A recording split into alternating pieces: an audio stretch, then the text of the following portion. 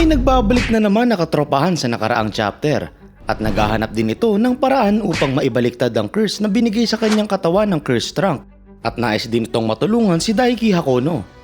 Ngayong kasama na nilang muli si Zuma, anong klaseng chemistry kaya ang ating matutunghayan sa grupo ng magkakaibigan na ito? Tara na't alamin natin.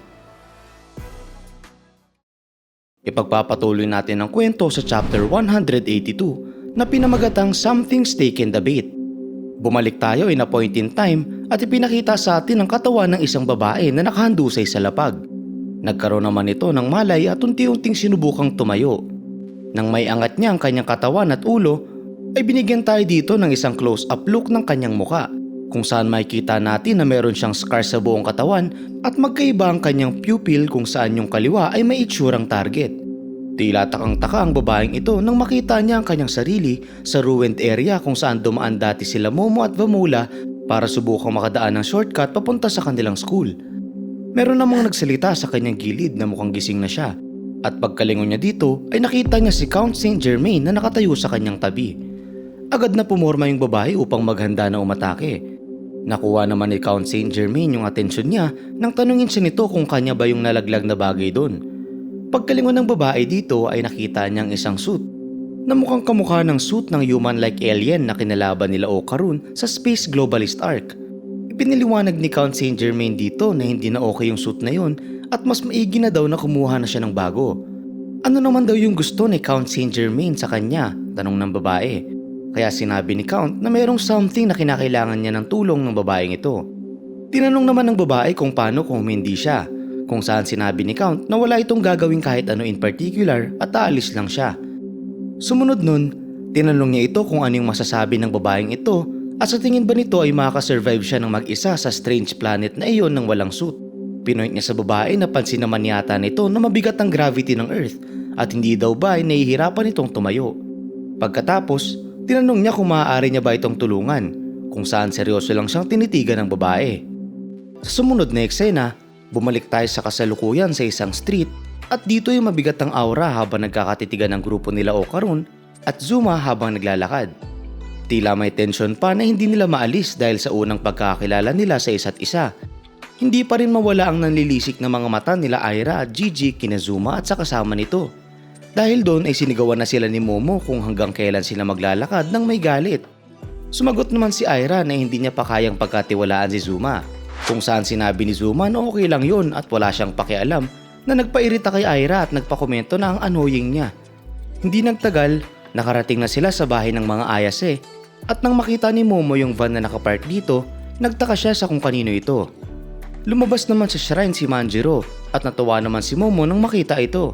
Matagal-tagal na daw yung huli nilang pagkikita ika ni Manjiro, habang si Gigi ay masaya ding tinanong kung ano yung ginagawa nito doon. Kinamusta niya din kung nagbibigay ba ng problema yung brief ng Evil Eye, kung saan hindi naman si Manjiro at tahimik naman daw ang lahat. Yung bilang din daw ng turist na pumupunta upang tignan yung brief ay masagana na nagpataka naman kay Gigi.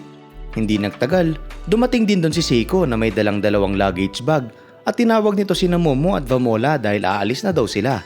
Nabahala naman si Momo sa mga sugat niya kaya agad nitong tinanong kung sino yung gumawa nun sa kanya, kung saan brinash off niya lang iyon at sinabi na maghanda na lang sila. Nag-alala din doon sila Gigi at Vamola at napatanong kung okay lang ba siya at kung masakit yun. Kaya sinabi niya sa mga ito na huwag silang mag-alala. Sumingit naman si Momo at sinabi na sandali lang at saan daw ba sila pupunta. Pinoint ni Seiko na pupunta sila sa Shimane at baka doon daw ay magawa na nilang maibalik si Momo sa normal, kaya bilisin na daw nila doon na nagbigay naman ng gulat sa mukha nila Okarun at Momo. Masayang tumalon si Momo galing sa chest pocket ni Vamola habang tinatanong kung seryoso ba yun, kung saan napacheer din sa tawa yung mga kaibigan niya, habang si Seiko ay pinagmamadali na silang pumasok ng van dahil wala na daw oras. Tinanong naman ni Okarun kung pwede ba siyang sumama doon at siya naman daw ang magbabayad ng kanyang travel expenses. Ganon din daw sila Gigi at Aira dahil gusto nitong makita si Momo na may balik sa normal, habang yung latter ay dahil daw sasama si Okarun. Sumagot naman si Seiko na bahala sila at bilisan na lang daw nila. Sinigawan din sila dito ni Momo na magmadali na habang tinatawag silang bastards.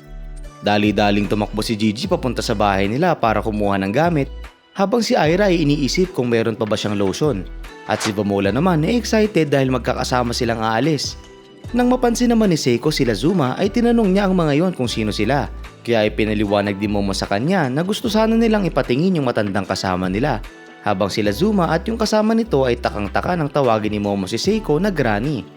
Pinoint ni Momo na kasama niya ang mga ito sa curse trunk nung nakaraan na nagpakuha ng kanyang atensyon. Ipinaliwanag naman ni Zuma na yung pasan-pasan niya dito ay halos nasa 7th grade pa lang yun nung napasok siya sa trunk at tila ang bilis daw ng pagtanda nun ngayon. Dahil dito ay napagdesisyonan ni Seiko na hayaan silang sumama at malamang daw ay effect din yun ng parehong curse na nalagay kay Momo. Nagtaka dun si Zuma at sinabi na sandali lang at pinoint na wala siyang ganong pera. Kaya sinabi ni Seiko na sino daw ba yung nagsabi na magbabayad yung mga bata dito. Kaya manahimik na lang daw siya at sumama. Dumating naman din doon si Sakata habang nakasakay sa kanyang hoverboard at sumisigaw ito na may emergency. Sa sobrang pagmamadali nito ay nalaglag ito sa hoverboard na nagpagulat kay Zuma. Habang si Momo ay nababahalang tinanong kung ano yung problema. Sumagot naman si Sakata na nahanap na nila yung teacher na nang blackmail kay Koki na nagpakuha ng kanilang atensyon. Ngayon daw ay dinala ng teacher na yun si Koki sa gym at sa kasalukuyan daw ay binabantayan ng class rep yung sitwasyon. Tinanong naman sila ni Seiko kung ano ba yung nangyayari at sumakay na daw sila. Kaya sinabi ni Momo na sandali lang. Nasa seryosong problema daw yung kakilala nila. Kaya kung pwede daw ay i-delay nila muna yung pag-alis nila. Sumigaw naman si Seiko na hindi yun pwede dahil magkakaroon daw ng supermoon bukas. Kinakailangan daw nilang maging in time para sa hours of the ox sa oras ng supermoon. Nag-volunteer naman si Aira na maiwan at sila na lang daw yung umalis na nagpabahala kay Momo. Dahil doon ay nire-assure siya ni Aira na iwan na daw nila yun sa kanya at siguraduhin na lang nilang makabalik siya sa normal. Di nagtagal ay nag-volunteer din si Okaru na magpaiwan doon. Kaya kinilig naman doon si Aira. Ipiniliwanag ni Okaru na matagal niya na rin namang hinihintay na makabalik si Momo sa normal at lubos na hinihiling niya din daw na makita yung mangyari. Pero pasensya na daw dahil kailangan niya itong gawin sa sitwasyon na to. Masaya namang sinabi ni Momo na nauunawaan niya yun.